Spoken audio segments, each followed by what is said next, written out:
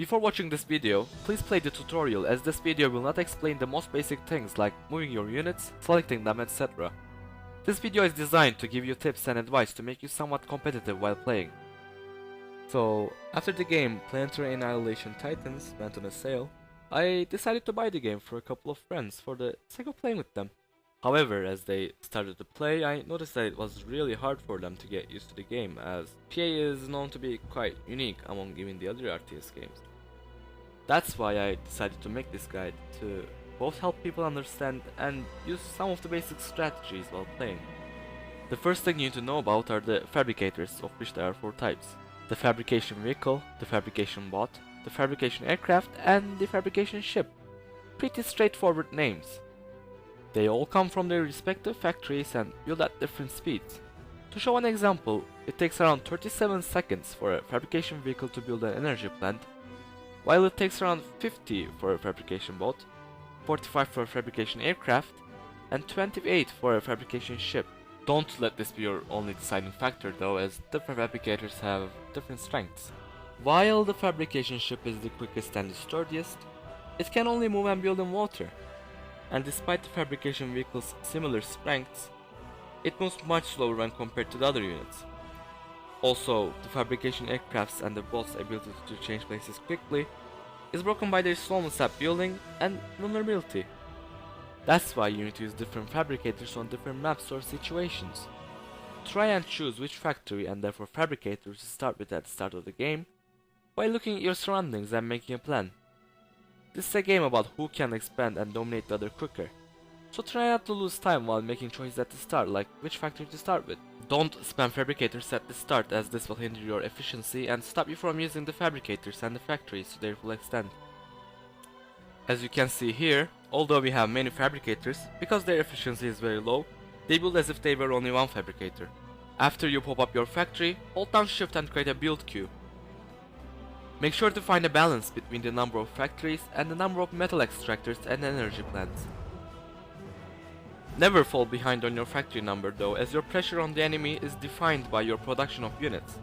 Which brings us to our other topic. What kind of units should you use? There are 5 types of tanks: the Ant, the Inferno, the Skitter, the Spinner, and the Drifter.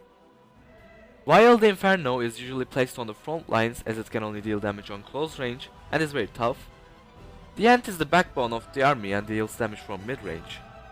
The Skitter is used for scouting, the Spinner is the anti-aircraft unit, and the Spinner is much like the Ant but can move on water and lava. There also are 5 different kinds of bots: the Ducks, the Grenadier, the Stitch, the Boom, and the Spark. The Ducks are very cheap to produce, but they are very weak both damage and toughness wise, and therefore used in groups. The Grenadiers are slow, but they are known for their long range, as they are the only tier 1 unit, other than the ships, that can shoot at a commander from a safe distance. The Stitch are like the medics of your army, as they heal the surrounding buildings and units. They can also lay up mines and build teleporters. The Boom are basically your suicide bombers. The Spark are like the Ducks, but they are a bit more tanky and deal area damage at the cost of energy. Among their units, the Firefly is used for scouting, the Bumblebee is used to bomb land units, and the Hummingbird is used to fight off other air units. There is also another unit called the Icarus that nobody really uses and produces energy. Seriously, there is something wrong with these bots and their names.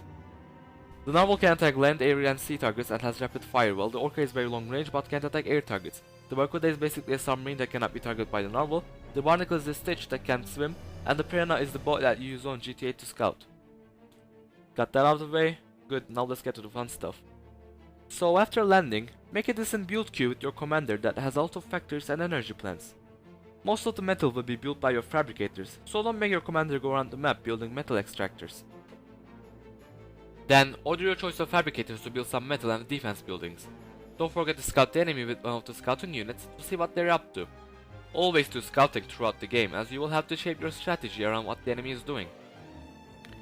As your economy grows, feel free to pump out some more fabricators to keep building, though don't let your efficiency drop by using more metal or energy than you produce.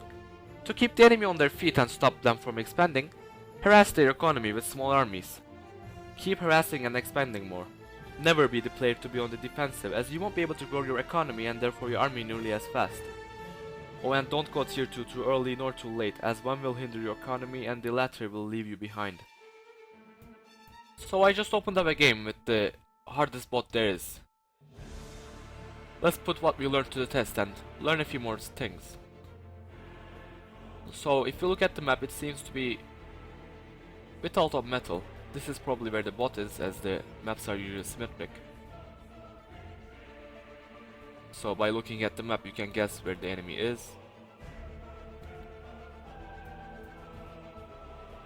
So I think we should go with the vehicle factory right here and then keep expanding through here.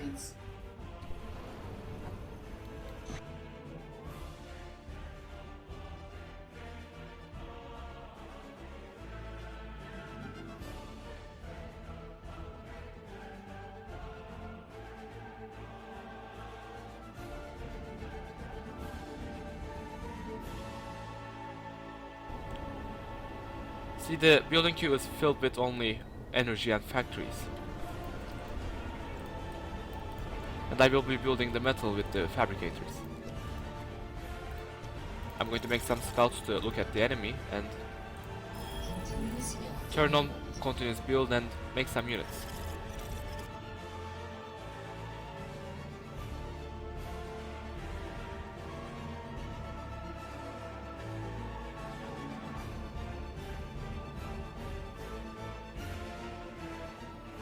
Oh, and since this is closer to the enemy, I built the metal extractors here first, as it was more viable to be attacked.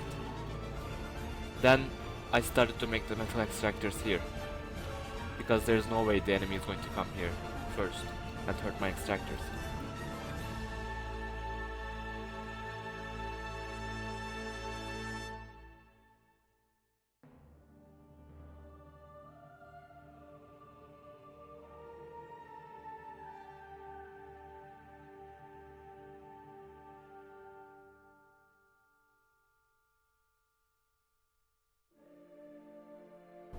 As you can see, we are launching an attack to their metal extractors to hinder their economy.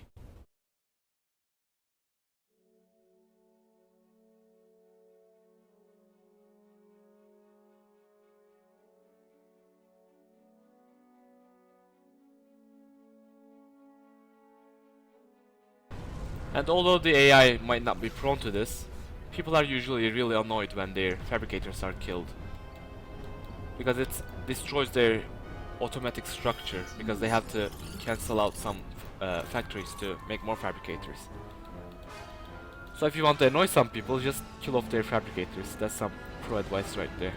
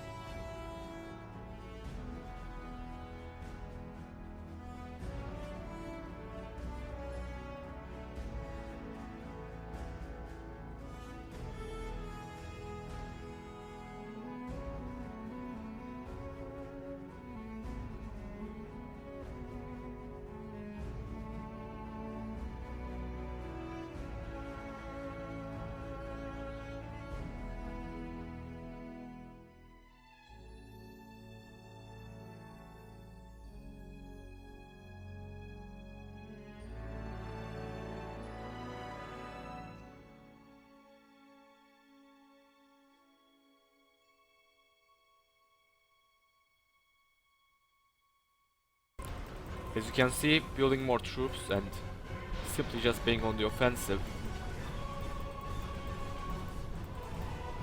and making them, stopping them from expanding their economy helped us win.